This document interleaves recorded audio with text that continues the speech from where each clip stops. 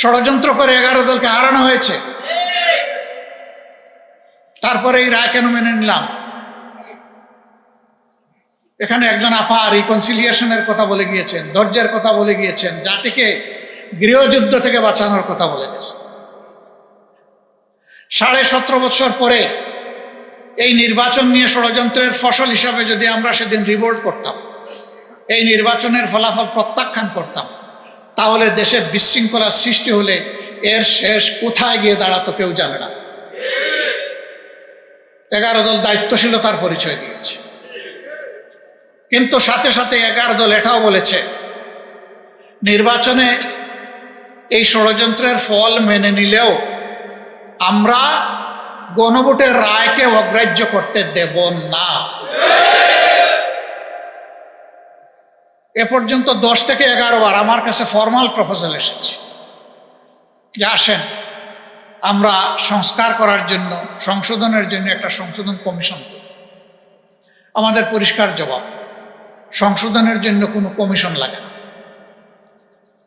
সংশোধনের জন্য সরকারি দল ট্রেজারি বেঞ্চ থেকে বিল আনতে পারে, বিরোধী দলও আনতে পারে।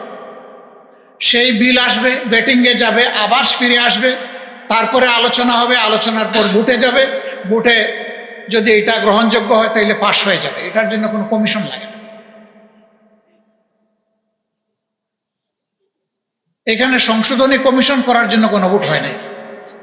গণভোট হয়েছে দেশের পচা রাজনীতির আমূল পরিবর্তন সাধনের জন্য,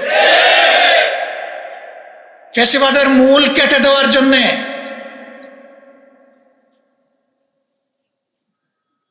আমরা সেই সংস্কার চাই। বিএনপি ওয়াদার থেকে সরে গিয়েছে। আপনারা কি চান আমরাও জাতির সাথে বেঈমানি করি? আমরা বেঈমানি করতে পারবো না।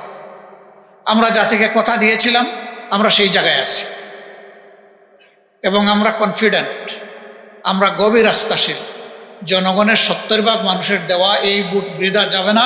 ইনশাআল্লাহ এটা বাস্তবায়ন হবে। আমরা সংসদের ভিতরে চিৎকার দেব, রাজপথে অসমান তালে আমাদের আন্দোলন চলছে, আরো বেগবান হবে দিনের পর দিন। বৃষ্টি ঝড় সব কিছু উপেক্ষা করে এ পর্যন্ত বাস্তবায়ন হয়েছে। আল্লাহ তাআলার কাছে সাহায্য চাই, আগামীতেও যেন আল্লাহ আমাদেরকে সাহায্য করেন, আমাদের সমস্ত কর্মসূচি বাস্তবায়ন। এটা ঠিক, লোহা গরম হয়ে লাল হইতে একটু সময় লাগে, কিন্তু লাল যখন হবে তখন জনগণ হাতে মুগুর নিয়ে ঠিক মতোই পিঠাবে ইনশাআল্লাহ।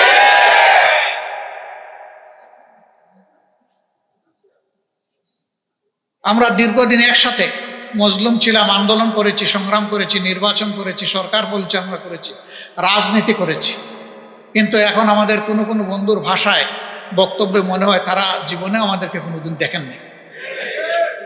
ভুলে গেছেন এত তাড়াতাড়ি? স্মরণ হতে সময় লাগবে না, একটা ঝাঁকুনিই যথেষ্ট।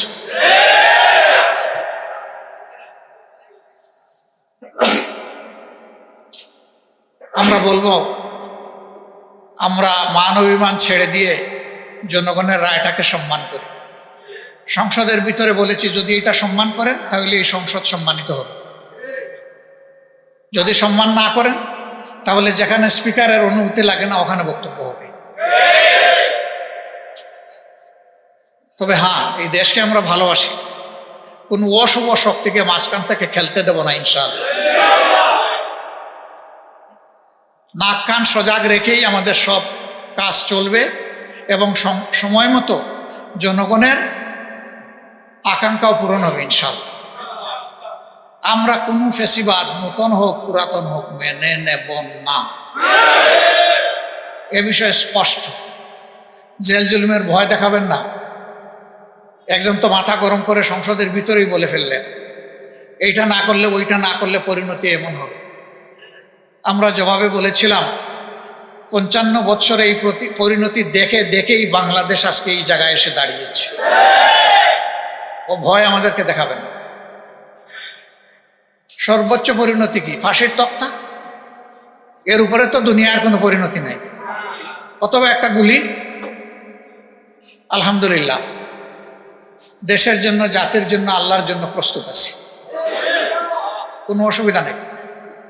লড়াই আমাদের চলবে, ইনশাল্লাহ বিজয় জনগণের হবে। তার আগ পর্যন্ত লড়াই থামবে না।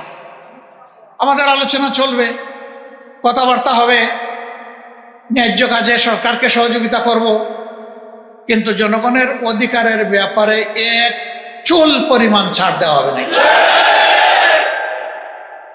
এই জায়গায় কোনো কম্প্রোমাইজ নাই, এটা চলতেই থাকবে।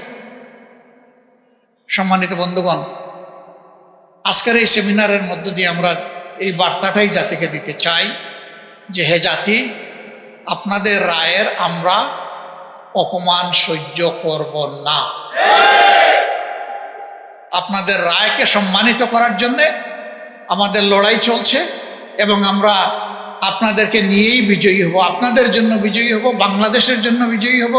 আমাদের দেশ বাংলাদেশ, আমাদের কোনো মামু বাড়িও নাই, আমাদের কোনো পিসির বাড়িও নেই। এই বাংলাদেশ নিয়েই বাঁচতে চাই, এই বাংলাদেশ নিয়ে এগিয়ে যেতে চাই। যুবকদের স্বপ্নের বাংলাদেশ তাদের হাতে তুলে দিতে চাই। জুলাই যোদ্ধাদের নিয়ে যে বাড়াবাড়ি করা হচ্ছে, আপনারা সংযত হন। সংযত না হলে জনগণের উত্তাল ঢেউ আর জোয়ারের সমস্ত ফড়কোটা ভেসে যাবে।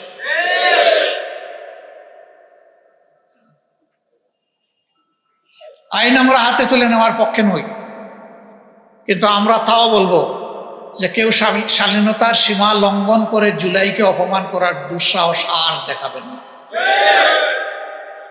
যদি দেখান, মনে রাখবেন এই যুব সমাজ, এই জনতা এখনো ঘুমিয়ে যায়নি।